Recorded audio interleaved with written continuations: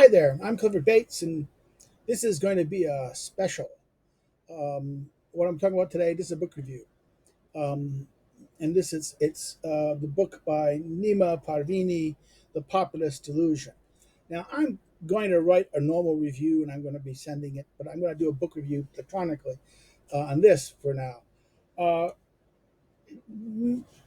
Parvini has another name. His name is AKA Academic Agent. Parvini is really a literature scholar, and he's his father's side is Iranian, his mother's side is Welsh. He is a young man, but I think in his 30s. He is a literature scholar. He got his PhD in English, focusing on Shakespeare. He's a Shakespeare scholar. This is interesting because I've been taught by Shakespeare scholars too. Among the Straussians that I know, I mean, I very much influenced by the Straussians. George Anastopoulos wrote about Shakespeare. I knew very well the late. Oh, come on! I'm going to blank now. Come on! What is his name? I know it. It's going to kick me behind. Oh, it's going to drive me crazy now, not having it at my hand. Um, Paul Cantor, who died recently. Paul Cantor and I even know the other guy, John Alvis, who wrote his book dissertation on, which I have the copy of his dissertation on Shakespeare's Roman plays, and then Michael Platt also wrote on the Roman plays because therefore. I did this. I myself am interested in the Shakespeare's history plays in this sense. So, the Straussian students, teachers I had were doing this, but he doesn't like Straussians. This is very funny. He was very much critic of the postmoderns. His scholarship on this, it was weird. It was basically attacking the postmodernists, new historicists, and these things from a very technical point of view. But then he embraces economics, studies with the Mises Institute, and other things. He gets hooked by Hans Hope, and this radical Austrian approach of economics. He's very much among certain so-called these libertarian circles in the British thing, IEA and other things. He was very active. He got invited to several functions at I think Auburn for the Mises people.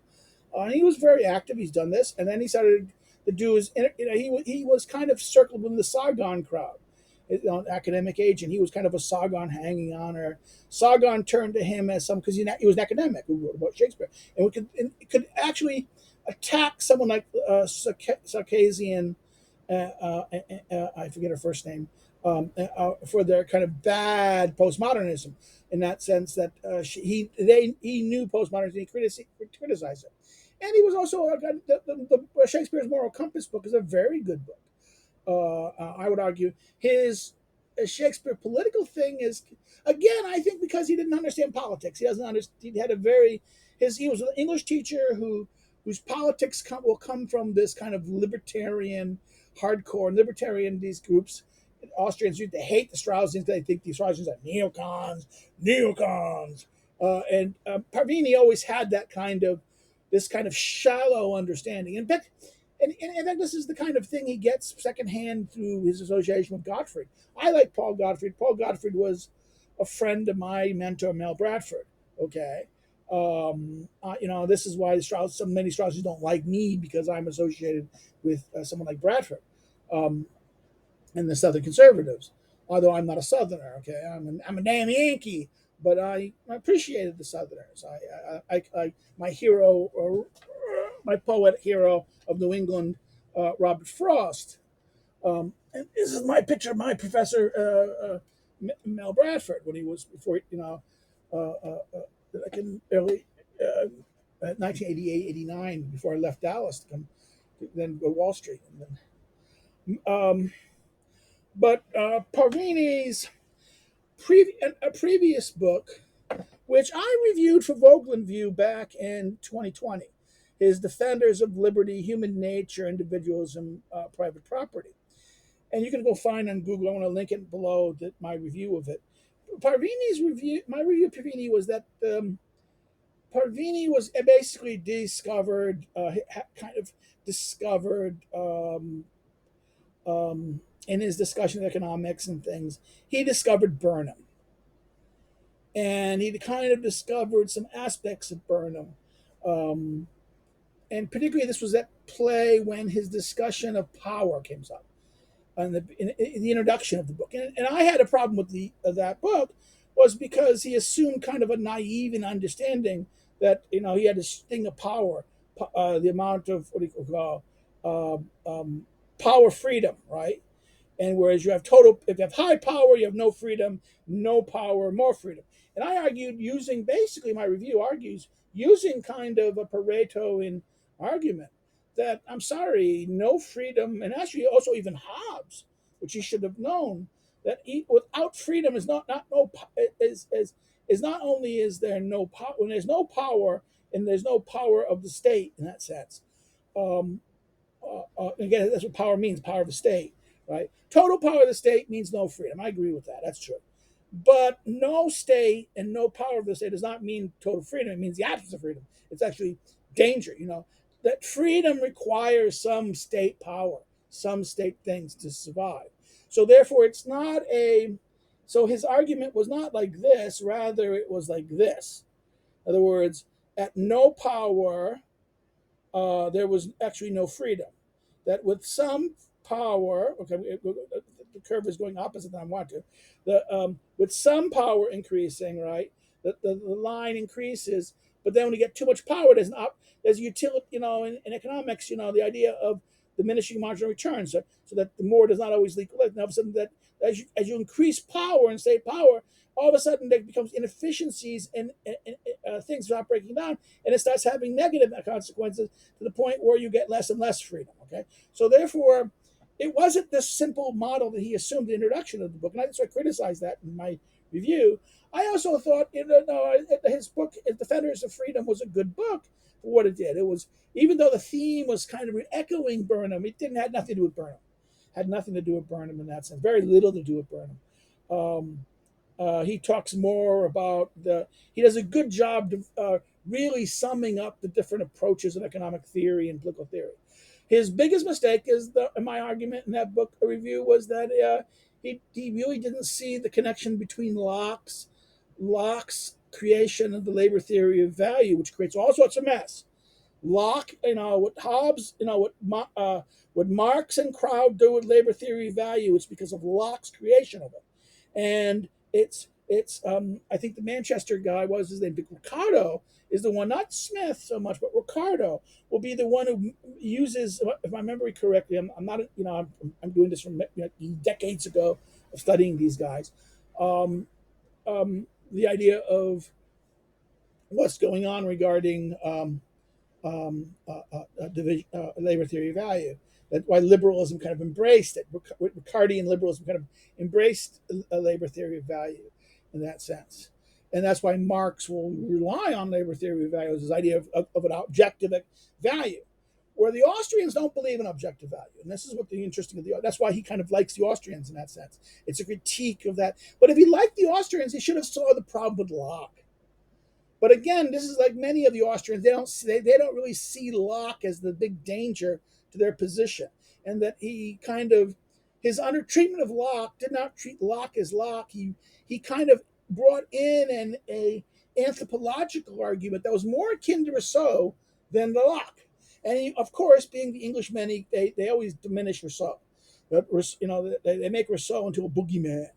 Rousseau is a boogeyman, but not for the reasons they think.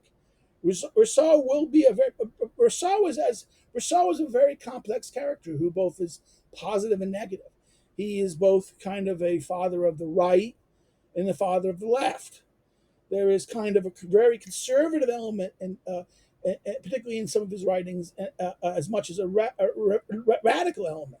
It's just kind of, the style is radical. That's the danger of Rousseau and French thinkers, is their style overcomes their argument. Parani's account of this is kind of typically kind of what I call the English political science approach, which is all things French are bad, which even someone who I respect, David Starkey, falls into all the time. And you know, we can accept that. There's some truth to this, but not to the extent that it's all things French. Most things French are bad. There's many. There's a handful of things that are good. Okay, the French salon was a problem in that sense, and the and some of these things are like this will be a problem in that sense. But enough. Let's go back to this book. This book is awesome for what it does. It introduces. It is basically a nice introduction primer, and actually, I think it's even better written than the Defenders of Freedom. The Defender of Freedom was a good book. It was heavily edited by the Gonzalo. Was edited by the thing, but it needed some more editing from political theorists. It was kind of uneven in that regard. But this book is very well done. It's done by Imperium, which is a reactionary press, an Australian press that reproduces a lot of reactionary articles and books and things. I have no problem with that. I'm a reactionary myself, but not.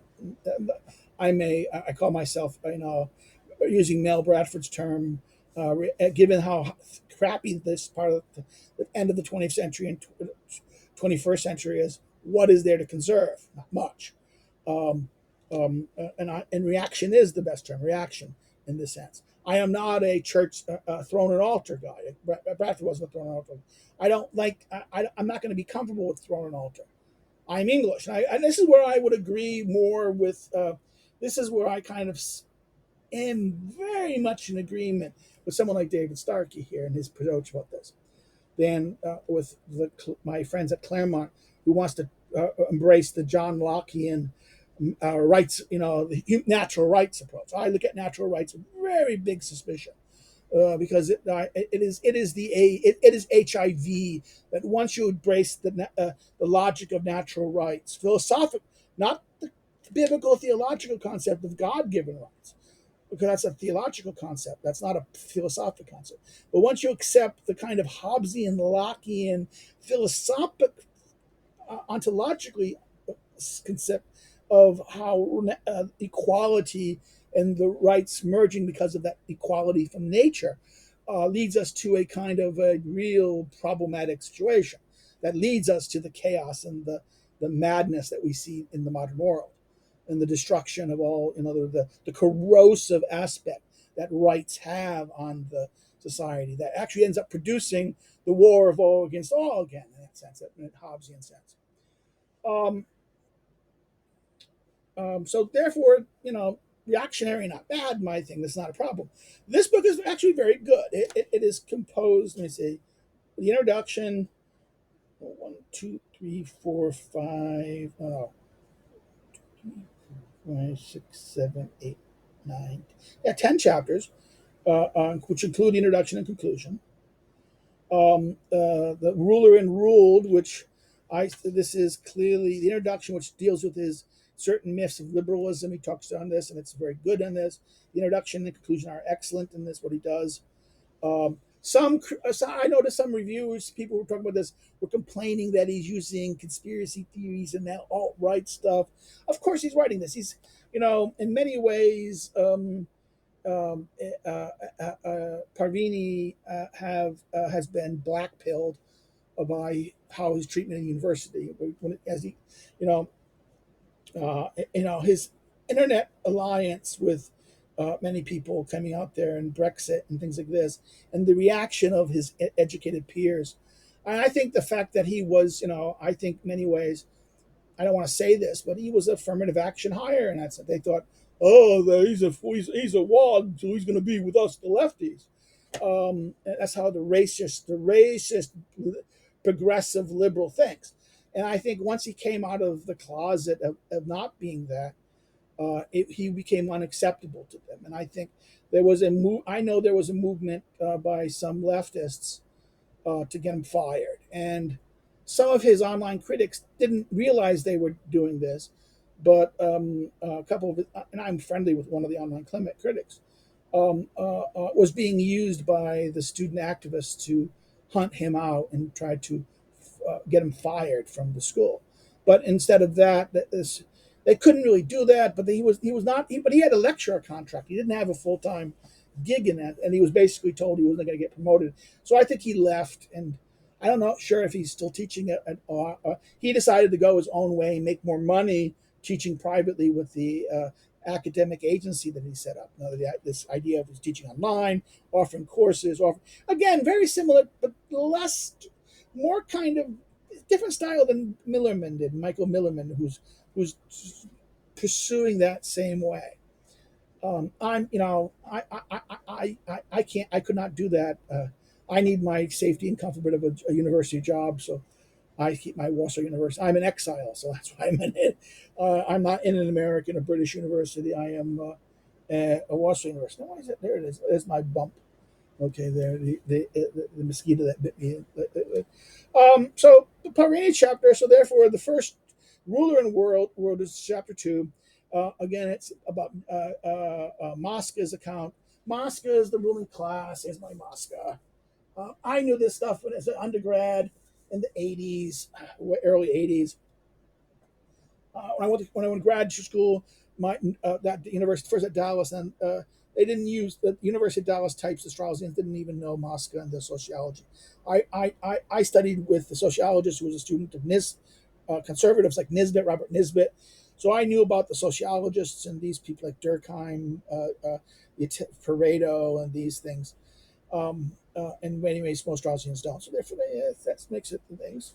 So therefore, when he mentions, I knew about, um, I knew about, everyone now speaks about San Francis and Burnham, but I knew Burnham back in the 80s, okay, in the late 70s and early 80s. So come on, Burnham was not, he was National Review, very much this. He was, Burnham was a kind of buddy at OSS CIA with my hero, Wilmore Kendall. They were OSS guys together and CIA people. Time that remember Kendall recruited Buckley into the CIA when Buckley did that. Both of them, Kendall and Burnham, were leftists originally, and that who kind of came out against came out against the Stalin, and then later the Burnham rejects communism completely. In fact, has the fight with Trotsky because he and Trotsky, Burnham and Trotsky were right hand man together. So I know very much the reaction. The story about Burnham and that reaction. I knew this decades ago before the popularity of things. And also, Sam Francis was a very close friend to my teacher Mel Bradford. So Sam Francis was a journalist, not really a scholar, but a journalist. He wrote a book. One of his first books that he wrote would be about Burnham. Okay, I have it. The only one of the few Sam Francis books that I don't have is The Revolution in the Middle, which I wish I had, but I was over here when it came out. So I mean, that's one of those books you can't get. It's worth more today than you couldn't. It's like hundreds of dollars now for a cop book that was only worth like $10, $15 back then. Um, so Pareto, Parvini gives us a very good introduction to Mosca's ruling class. Okay? That's book 1, ruler and ruled. Chapter 3 is Pareto, about circularization of elites. So this is all about trying to give up the idea of elites, how elites emerge. Now, one of the criticisms I will argue against him is I think he overvalues elites. I don't think I don't think this is a criticism you can lay at Pareto, because I think Pareto would agree with Machiavelli. See, Machiavelli is that elites are the many and the elites, the great, the few, and the many, right? But the greats are made in Machiavelli make it clear, and I'll read it again if someone wants to force me. So, well, where does Machiavelli say this? In Prince, he says in Prince that elites are made, the powerful, the great, the powerful, those who have power, those who have the means, the ones who are going to create things, those powerful people can make or unmake the notables. So therefore, these elites that we're talking about are not necessarily really the great. And I think he should know that because he's very much influenced by Parvini, is influenced by Yavins and uh, Curtis Yavin or Mulbag or something, or whatever his name is on blogs, or who is a big Thomas Carlyle, and is always in Parvini a big Carlyle fetishist. I'm not. I think Carlyle is just Rousseau. Carlyle's is basically Rousseau, and with a reactionary Rousseau in that sense. Um, but chapter 3 about circulation of elite is a very good summary of Pareto's conception of why the elites will go around, how they circulate, and how they emerge and evolve and change within the system. And elites are always within. In other words, and of course, you have to understand what elites are. The reason why elites emerge is large systems. Okay, in other words, it's the classic problem of participation. If we have in other words, you cannot. This is why the anarchists are fucked in the head. These socialist anarchists you hear in YouTube, in BreadTube, and all these people like that, thinking, "Oh, anarchy now! Fuck anarchy!" The second you get a large system, what's going to happen is everyone cannot participate. Let's do a thought experiment. Let's say you have a group of 30 people, okay? And you give 30 people, everyone in a small group of 30 to 50 people, you give them about 10 minutes to discuss something. So do the math. That's how much time it will take to discuss something, a question. Now do 50,000 people and do the time. See what happens.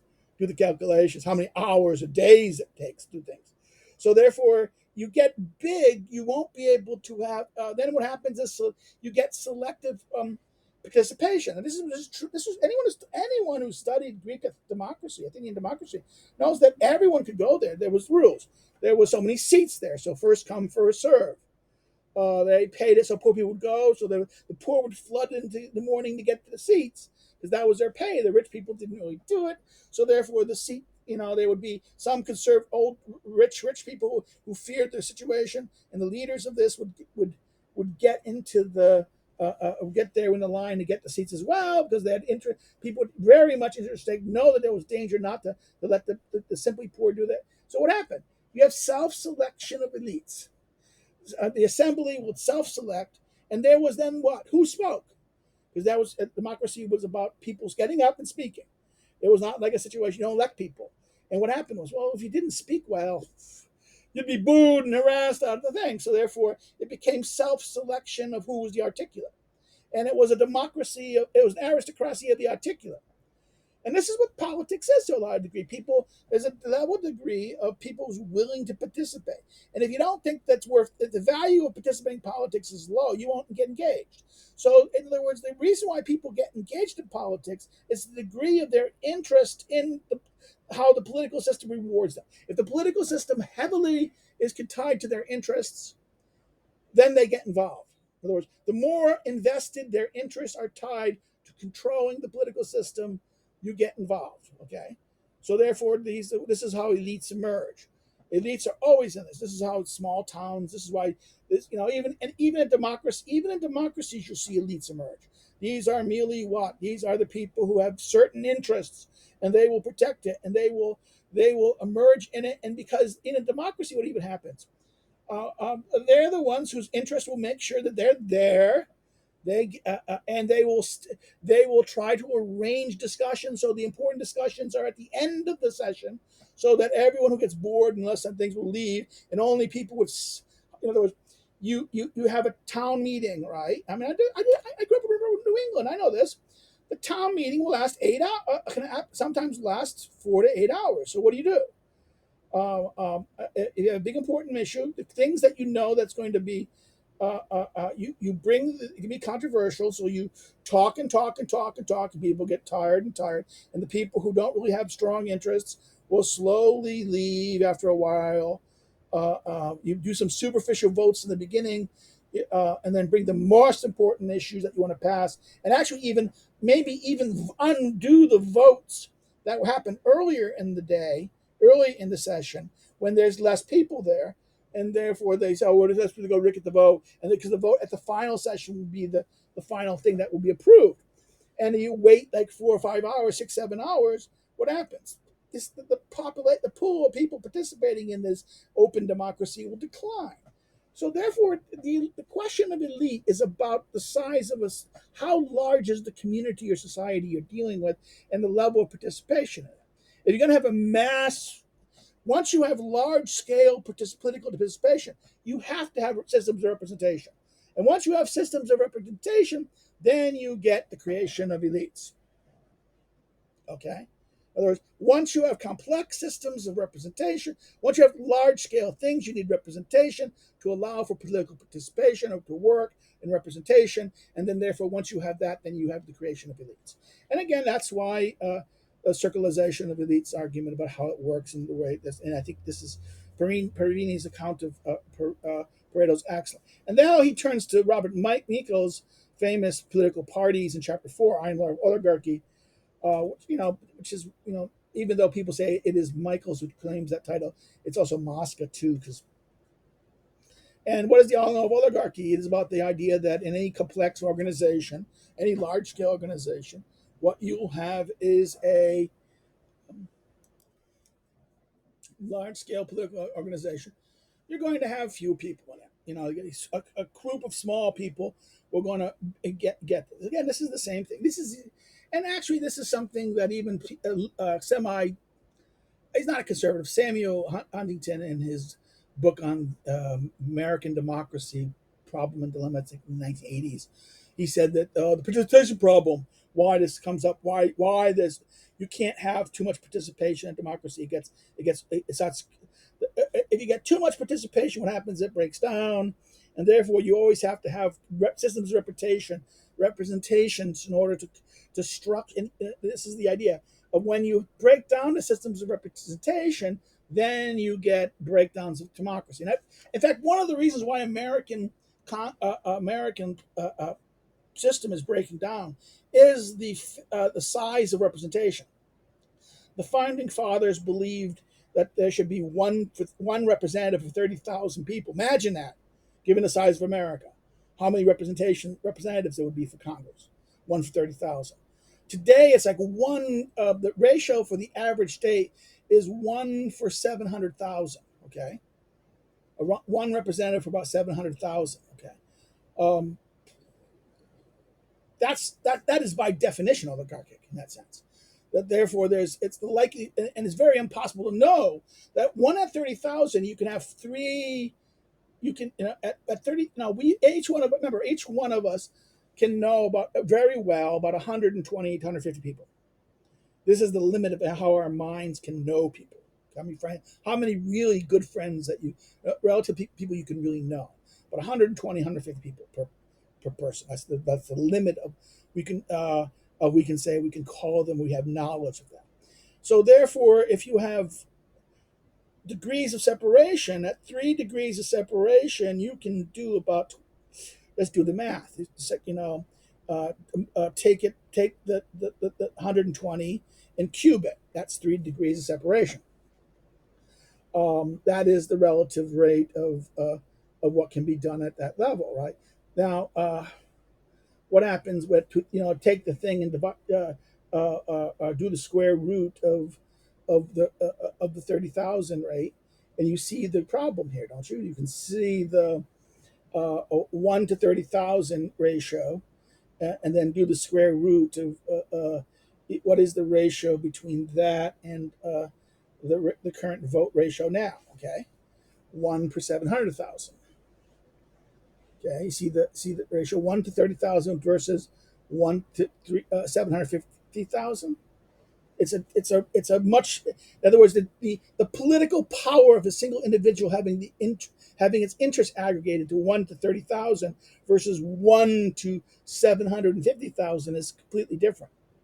The ratio of the ratio of power, or the ability to remember, power only means, there's another thing.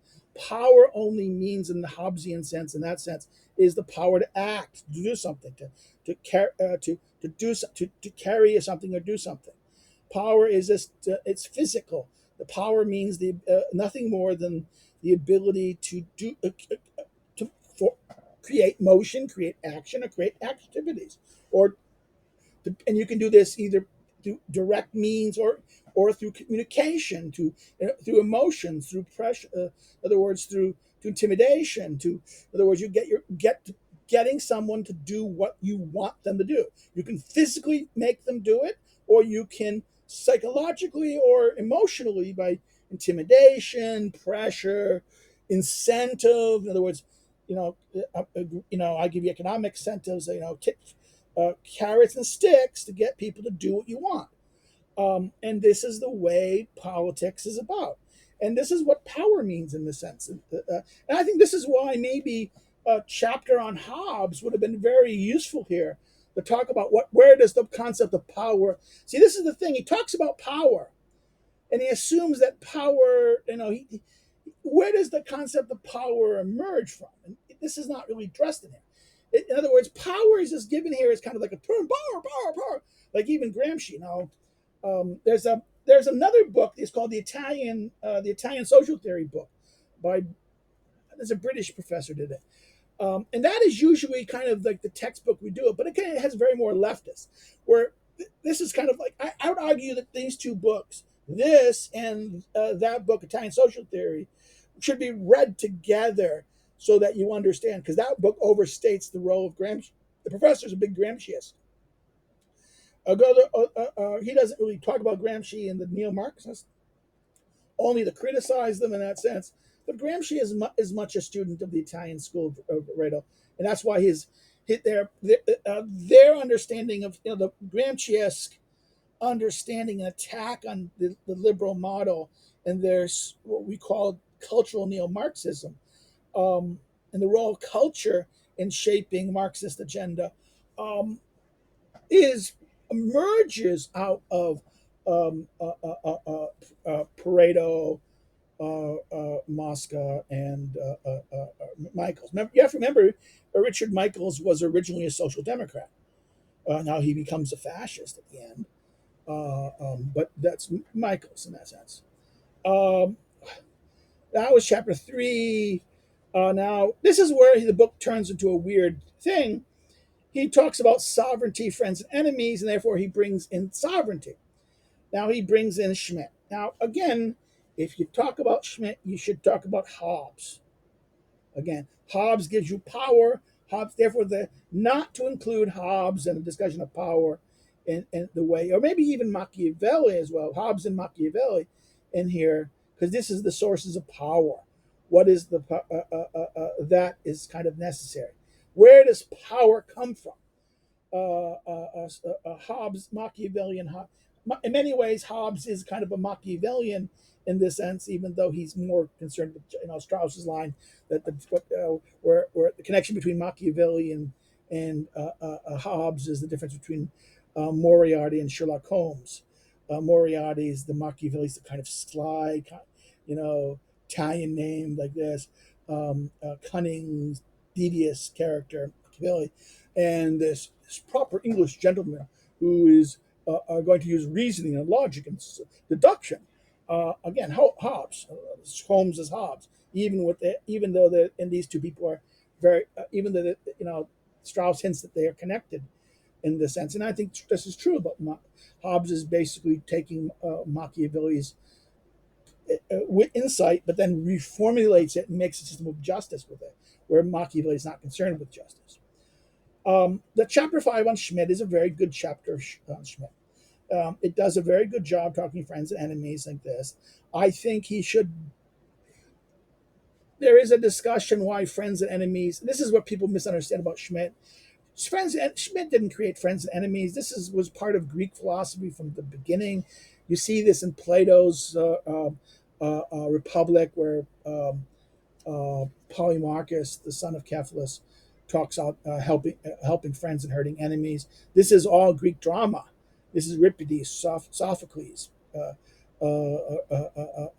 Euripides and Sophocles would constantly talk about this question of helping friends and harming enemies.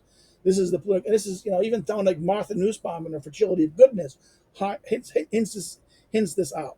So this is not something unique for this. The problem with Schmidt, he focuses on the enemy and does not smoke, does not do a good enough job at this. And also the problem with Schmidt is that he's a Hobbesian and doesn't realize that Hobbes is the father of liberalism. That therefore he doesn't escape the critique of liberalism. This is the problem. And even though the Schmidt he talks here is that of political theology, I would argue. I would also criticize the selection of the Schmidt stuff that he uses, the translations. Um, Anything by Simona Draghi, dump it, burn it. Her translations are crap. Don't use it. I read her Tyranny of Values when it came out, and it was a really distorted. That's why the stuff by Telos Press are much better translations. Much better translation. Do not use Sea and Land by Draghi. Use Sea and Land by, I forget, I think, I don't know, I have it over here. That was recently published by Telos. Um, get good translations. Don't get these kind of these. This is where maybe not taking a self-published book was even though this is kind of a quasi self-published book, but this is quality. Okay, Drancy's book was never. It was like really bad stuff in the 1980s and 1990s. It was really typographical, miserable, lots of errors, typos, and the translation was so subpar. But there was no translation, so people say, "Well, get something rather than nothing." But no, there's better translations of Schmidt these days. Schmidt is a much more complicated character. He's much more liberal. He's much more systemic thinker, particularly his constitutionalism. His Dictatorship is a much more problematic book because it is about constitutional structure. It is about executive power. That's why Harvey Mansfield's Taming the Prince is kind of like a Schmidt book, because it is the same kind of argument that Schmidt is trying to talk about the executive. This is why there's the famous thing about constitutional dictatorship by what was his name? Oh, come on, the famous Clinton Rossiter. Clinton Rossiter, a father of political science, knew about Schmidt's concept and relied on it. And so didn't the Harvard professor that I know, the German guy, Friedrich, C.J. Friedrich, or a similar book on that, talking about, I think maybe Friedrich was constitutional, I forget which one. But Friedrich also at Harvard, in fact, it was Friedrich who at first denied um, um, tenure, a job to the Harvard PhD. What's his name? Huntington. Huntington got a job. Wrote his book, became bestseller, and then Huntington was brought in after Friedrich retired, and Friedrich brought him back in to come to replace him. In fact, um, Huntington's a liberal. Not he's an old school liberal Democrat. In that sense, not a again. This is people say, "Oh, he's a conservative cult." No, that's no. Let's not have any of this foolishness. So the Schmidt section, again, this is a good introduction for what Schmidt is. Um, the next thing, the middle low middle mechanism, right? The middle low middle mechanism stuff with the middle class and this thing. This is again very much about I think Bernard de Javot. De Javot was a French. I'm a big fan of Bernard de Javot. His book on power is must reading. His book on sovereignty, Liberty Fund has republished these. My friend Dan Mahoney wrote a book about the liberal political science of Eamon Aron, but he also introduced the thing on de Jovenel. Um, uh, De Jovenel was very friendly with my hero Umar Kendall. They knew each other. They used to get drunk together and tell us like they. De Jovenel was a genius in that sense, and De Jovenel also knows Strauss and out because of her own because of Strauss. Um, uh, there was this sense that De Jovenel was this very big fan of Rousseau in that sense, but a conservative Rousseau. That's the other thing. That's what he doesn't understand. Probably he doesn't.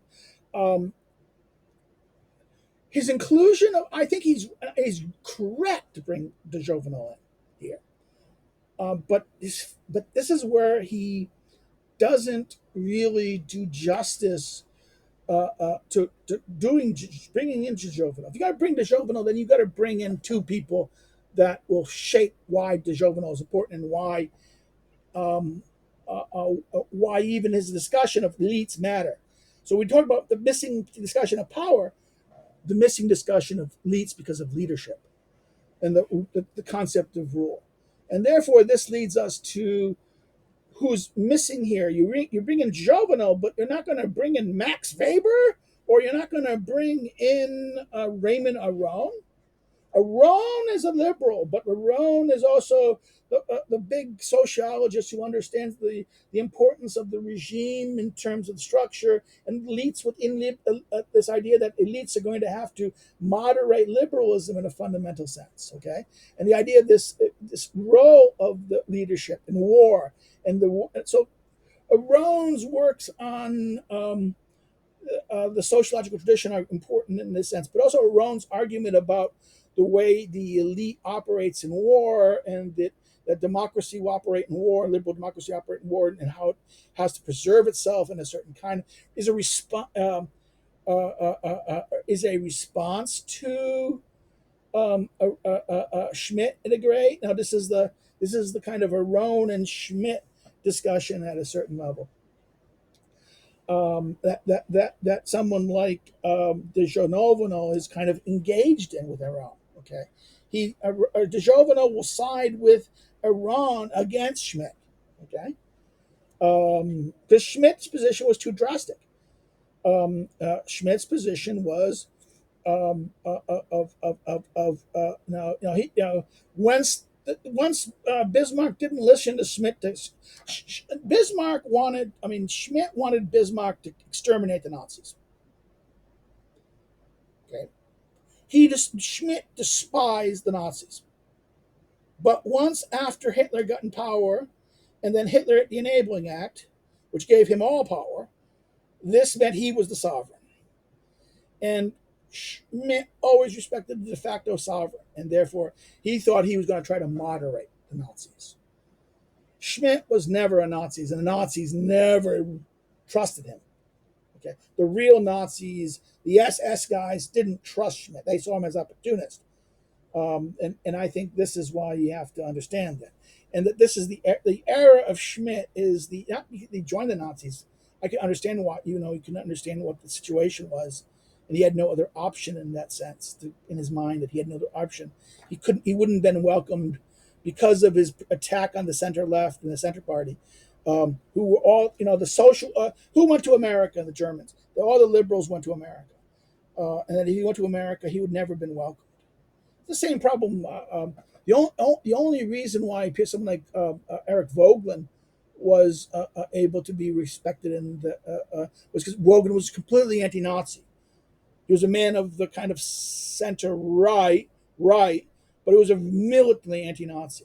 You have to remember the Venetian the Austrian Dollfuss regime, although it was fascist, it was anti-Nazi. It was the Nazis who killed Dollfuss, and the Nazis fought against the thing. And it wasn't if it wasn't for the Italians getting involved in the fight with England over the pressure over Somalia, you would think Mussolini with the Polish the primary, Pilsudski and Mussolini went to the French to say, let's take out Hitler in 35, 36. And the French said, no, no, no, no, we don't. So, I mean, there's room here. Now, why should you need to bring in Weber? I talked about a thing, but why Weber? Weber is why Weber? Weber because of what? The theory of rules. Again, the two things that I would say Weber is important for is Economy and Society, the first book, where he gives the forms of rule, the section on forms of rule, where he talks about the three things, the aspects of rule, charisma. In other words, this is leadership and rule. What authorizes and legitimizes rule? Custom, rationality, legalism, and charisma, right? The whole kind of charisma. And then the whole problem of, in his famous, Weber's famous Munich lecture, Vocation of Politics, Politics as Vocation, um, where he talks about those issues again, and then talks about democracy and state, defines the state as legitimate use of force, territory, people, monopoly of violence, but then talks about democracy and parliamentary structures, and how the nature of it's impossible to have clean hands, the problem of dirty hands, the whole question of the bureaucracy and in other words, the role of bureaucracy and things like this. This is why Weber is important, to understand the modern structure of the state, and why in the complex state you have the bureaucracy. So until you come up with an argument about bureaucracy, you won't be able to really maximize the Burnham stuff that will come later. Okay. And that's why I would argue that what's missing, the not talking about Weber. Now, another thing I would recommend that he did, if you want to talk about rulership and rule, and the types of rule, but he's not going to do that. Maybe I'm being unfair to this, but I would have talked about the crazy, the crazy Russian Heideggerian, Kojev. Yes, he's a leftist, but he's also, this Salazar, he's his the recent book that they discovered. Hold on, let me pause for a second. I'm back, and this is a wonderful little book. I got the hardback, but it's paperback now. Alexander Kojev, The Notion of Authority. And why I'm going to say authority, that's the whole problem, authority, right? Power and authority. And what he does here in this wonderful little note, it's a very short thing, where he gives a phenomenological analysis of authority. And he divides up the different forms of authority. Again, in a kind of counter Weberian way, where he gives four things, like what is it? I should give a whole book review on this myself, but he does this, and and that's what's missing. Why, and therefore you've got to do. Once you bring de Jovenel, you had to bring Aron, and you had to bring Weber in here, because Weber. Remember why Michaels is responding. Michaels and Weber's are kind of contemporary, responding to each other. So therefore, you have to understand the context of why Michael's writing political parties in that sense, because of bureaucracy. The Weber stuff on bureaucracy is coming out, and that this is what this is why it's so important in that sense. Okay, I'm talking now. This is low middle, right? And now we talk about Burnham, chapter 7, Burnham. Burnham pieces. This is a very good summary of Burnham idea. But once you bring to understand Burnham talks about managers. What is managers? Manager is just the model of capitalism. The managers take over. Now, what Burnham and actually this is where Burnham maybe needs to be revised a little bit, because the real power of the managerial revolution did not happen then. It happened in later capitalism because of what happened with stock ownership, and the idea that all of a sudden, in other words, when real people own stock, individuals own stock in the company. You got mass stock holdings, but the creation of the trusts created these holding companies who would hold stock. These usually people owning it. So therefore, the holding companies was in fact a rich person like Rockefeller, or someone like that, and therefore it was kind of controlled by a person who would then find ways to get all these shares into the trusts across state lines and things like this. to allow for greater effective cooperation. Um, uh, uh, but no, the modern nature of capitalism led to the creation of. Once you want to get large scale things, you can't do a single person anymore. You need to diversify and great, to raise money. I mean, why do you get stock? You issue stock to raise money, and you need this to get who do you get?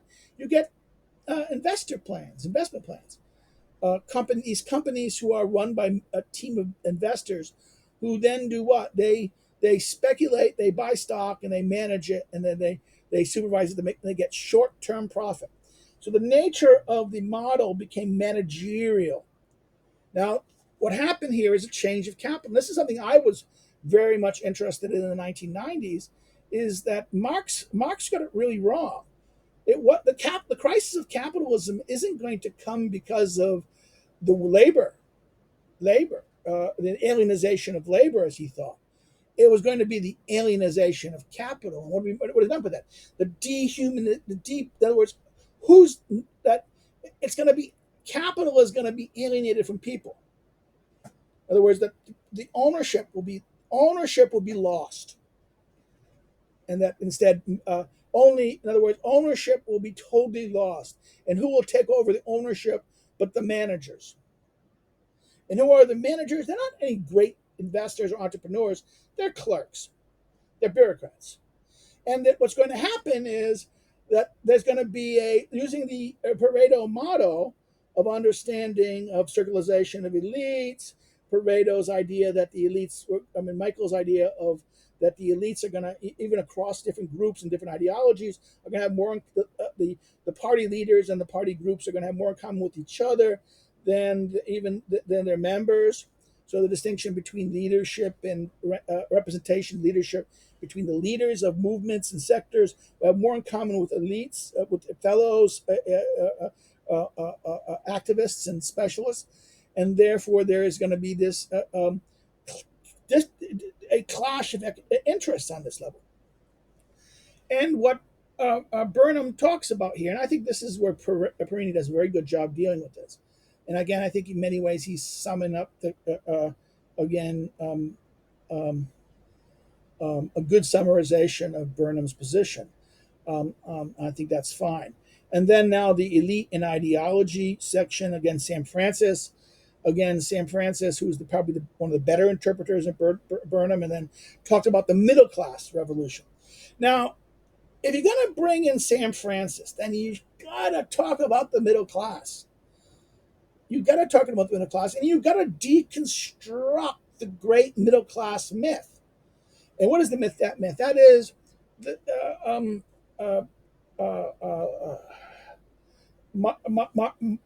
Martin Seymour Lipset. Seymour Martin Lipset. I can't always forget. This is my dyslexia coming in. Martin Seymour Lipset, or Lipset Seymour Martin. Martin Seymour Lipset, a sociologist, student of sociology. What does he say? What they say he can say he's a neocon. He's he's much more famous at the end of his life because of his idea of his book on American exceptionalism that neocons kind of embraced. What is American exceptionalism? Is Tocqueville.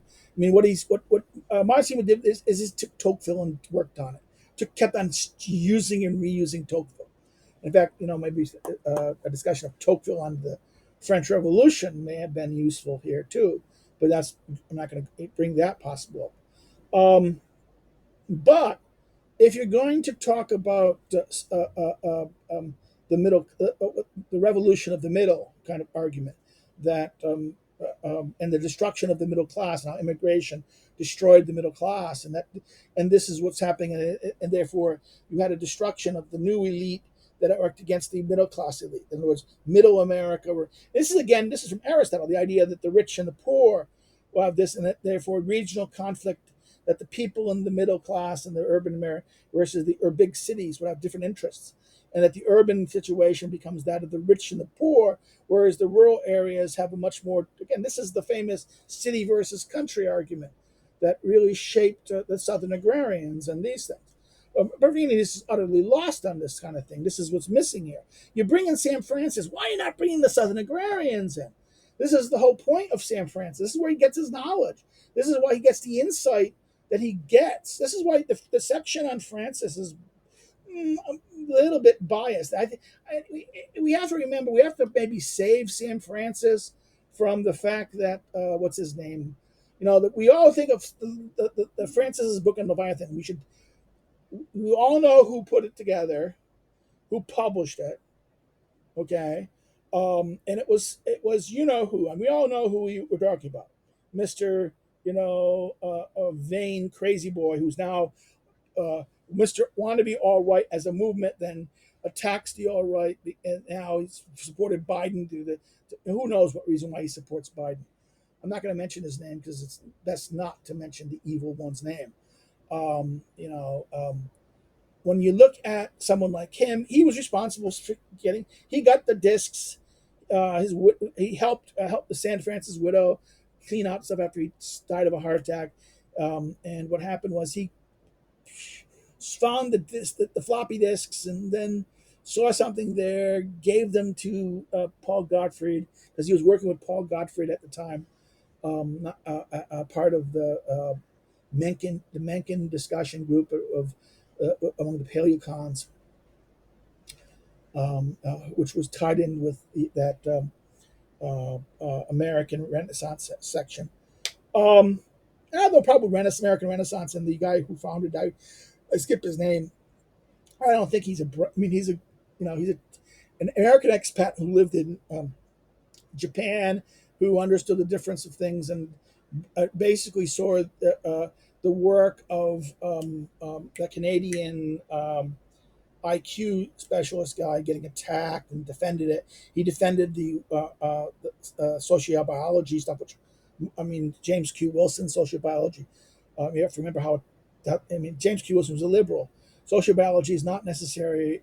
It is a science. Okay, it's not right wing nonsense. It's biological science. Now, when biological science now is right wing, this is how fucked up the left have become in that sense. Because James Q. Wilson was a liberal. Okay, now not all liberals, if they liberalism that still embraces truth will be the enemy of the woke. Okay, and the ideological.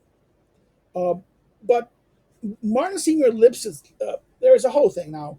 Your alt writers and those who have the JQ will have reasons to problems with I have an argument. I'll talk about this some other time about why I think ultimately it's the Jewishness of.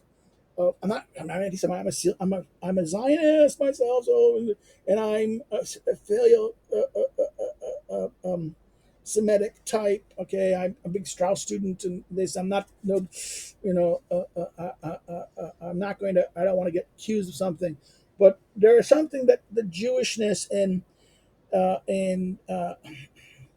Lipset that hates the working classes of America in that time.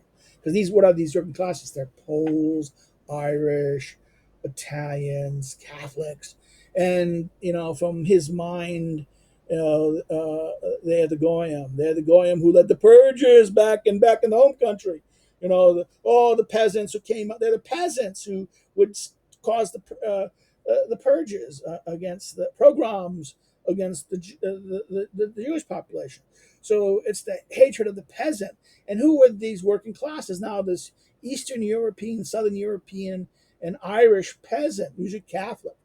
And therefore, he distrusted it. In fact, in Lipset's famous book, Political Man, 1960, and his famous article, APSR, on the so-called, the economic sources of democratics, the economic preconditions of I don't remember the title. It's the economic sources of democracy, economic preconditions of democracy, where he argues that you need to have a middle class in order to stabilize democracy. That's Aristotle's hypothesis too. But the difference for Aristotle, the middle class only meant that for him, it was only a question of that people weren't poor.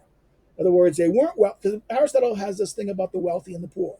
The very wealthy cannot be ordered. They cannot be subject. They're just masters, and the very poor are just servile. So, these two groups are very dangerous politically because they're not capable of democracy. Neither group are really capable of democracy. And if you have a society of rich and poor, they will always be at war with each other. That you need to create a middle class. Now, the middle class is not supposed to be an elite class or a professional class. It is merely that this is why the farming poor. It means have enough money that in other words, the multitude, the many, will have enough resources. And in fact, the word poor and rich is the word prior in Greek. Again, I'm going off, but that's what the whole point about this is. And therefore, this is why this is a very important idea. Prior, very well resourced are the wealthy, and the those without resources are the poor. Aristotle would argue that you need a good democracy needs the multitude to have enough resources that they're not poor, they're not going to be servile. They need to be enough, but they're also going to. You have to be careful with the rich. The rich will be commanding, and that's going to be very dangerous. So you need to prevent the rich and the poor, and you need to have the multitude being of the many. And farmers are the best. Go read Victor Davis Hanson's wonderful book about on the dying citizen, because again, this is his classicism is what brings the brilliant insight to understand what's going on here about why the elites are dangerous in that stuff. And therefore, this is where a critique of, if you want to embrace, why are you turning to Sam Francis? Because Sam Francis is attacking the fundamental assumption of someone like Martin Seymour Lipset. Because why? Because he's an urbanite. He believes in the urbanization. What kind of middle class he wants? It's a highly educated, university degreed, professional, urban middle class. Come on, that defines itself, right? Intellectuals, as Martin, is it Marion Montgomery, famous Southern writer, intellectuals, all you intellectuals, the urban intellectual. The problem with the urban intellectual is that he's basically a cog. He's not an elite. He's not the elite, but he's the bureaucrat within the aspect of institutional culture. Okay. So this is why, you need to understand there is something horrible about the urban world where democracy does not become possible. That it becomes too big, the bigness of it becomes artificial, there's no participation, it becomes mass democracy. The idea, again, the rise of mass democracy. Again, this is where someone like Hannah Arendt is very important. And so isn't anyone who talks about the question of masses. Ortega Gasset, the revolt of the masses, right? This idea that masses create a problem of democracy. And the urban society and the urban thing. So therefore, Lipset's urbanization model of the middle class violates the kind of political moderation that he thinks he's arguing for. Okay. Again, this is something that Parvini doesn't understand because he doesn't understand the literature. He's never read all this literature in political science. He's a literature person. He studies Shakespeare. Shakespeare is great, but if you're going to talk about things like this, maybe you should know a little bit about these kind of things. I think this is. I'm not going to. This is my advanced criticism. I still think this is a fantastic book, and it is perfectly paired with. I can't say his name. Bellamy's Italian social theory. Italian social theorists. Okay, that's more leftist because Bellamy is kind of a. That this is kind of there. Now, after Francis, Sam Francis is about, again, Leeds and Democracy, about this. And again, this is why it's not only about ideology, it's about the middle class and changing middle class, how the middle class deals with things, the professionalization. This doubles down on the creation of a culture of this. And that's 1980s America. What happened in 1980s was all of a sudden, if you were, I'm way over, I'm going to go, over. In the 1980s, America changed. Before the 1980s, Ivy League schools were just the kids who went to prep school. Okay. It was regional elites or prep school elites. That was it. And what you did, you went to government or you did something. You joined government. You're doing something like that. Or you go to dad's firm.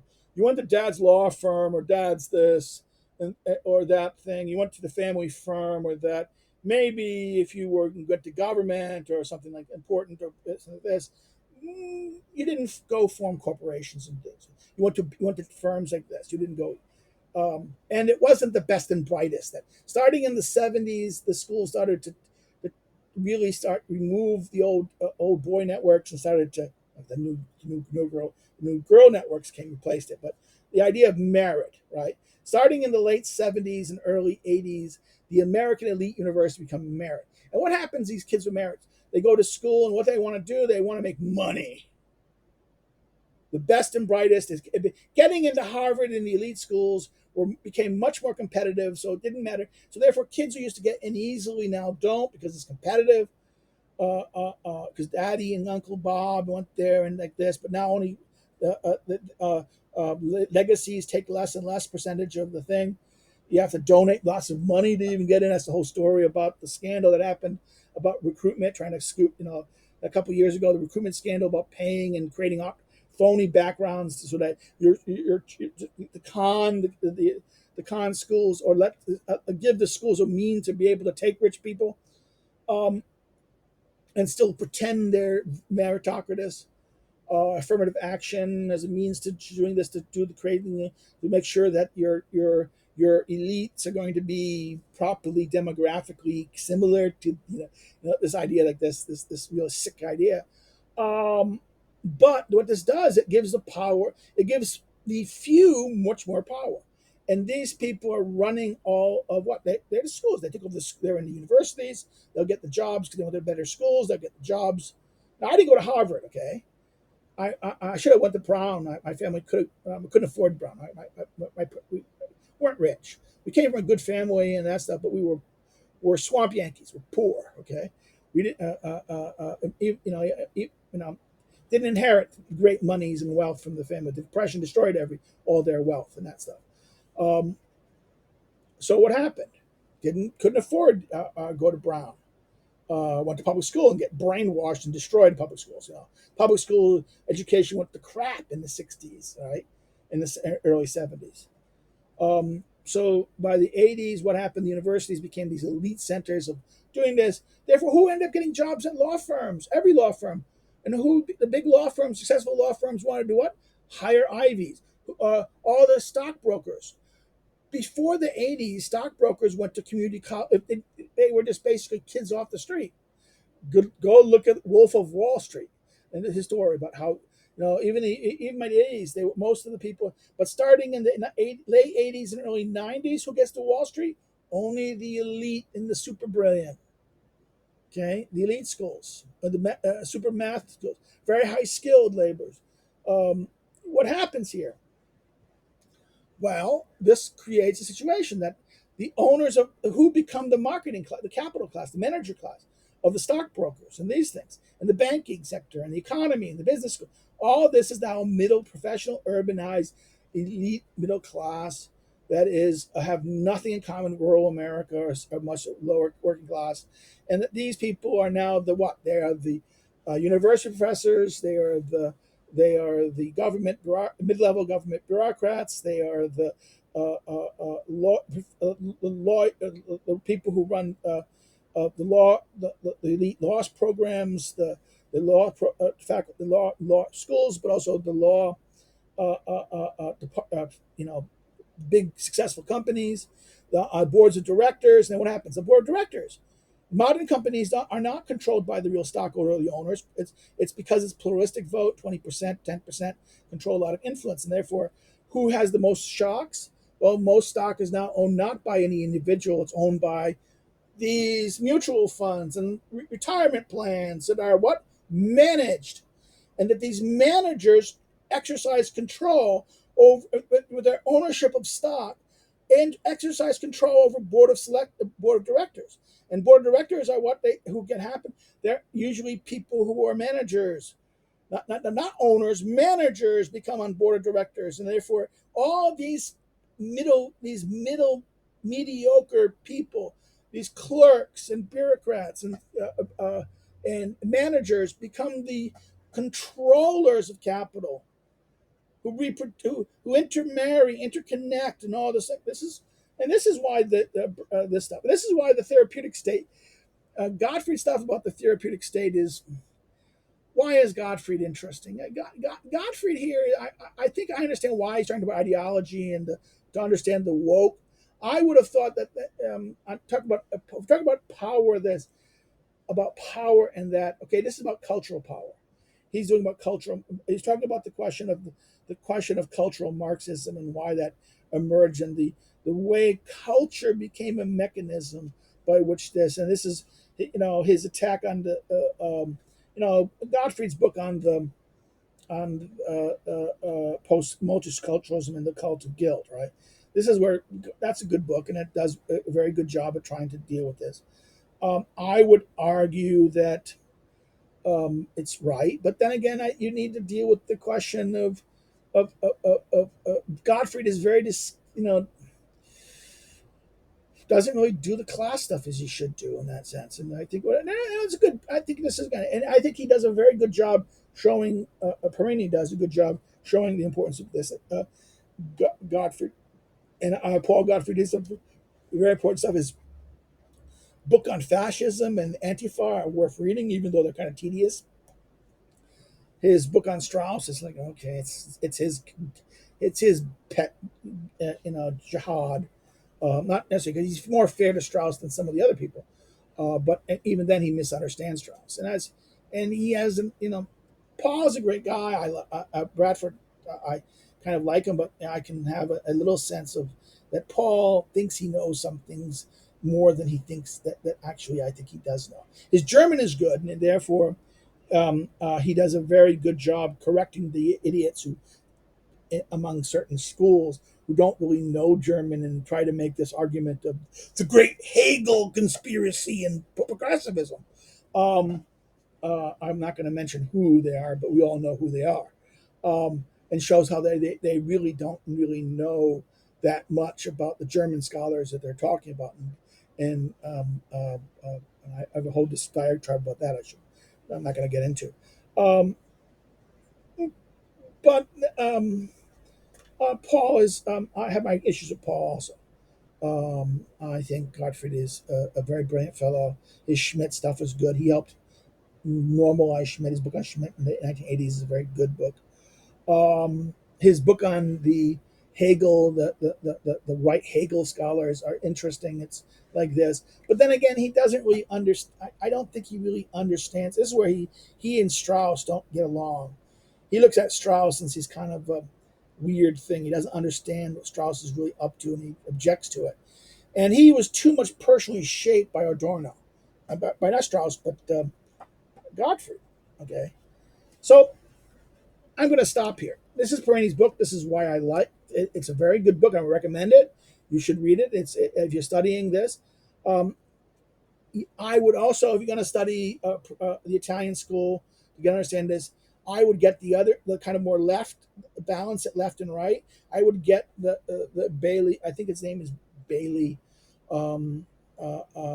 Richard Bailey or something. Italian social theorists. I think it's Cambridge. I'm not sure. It's a little more expensive. It's more expensive than this. And it's a little bigger, slightly bigger.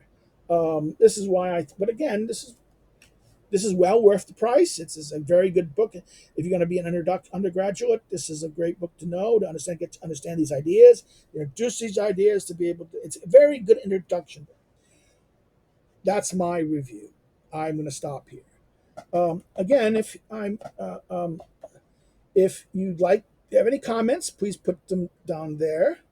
I will reply to them. If you like what I've said, you can subscribe to more, and you can follow me on social media down there also. And well, have a good day. Bye bye.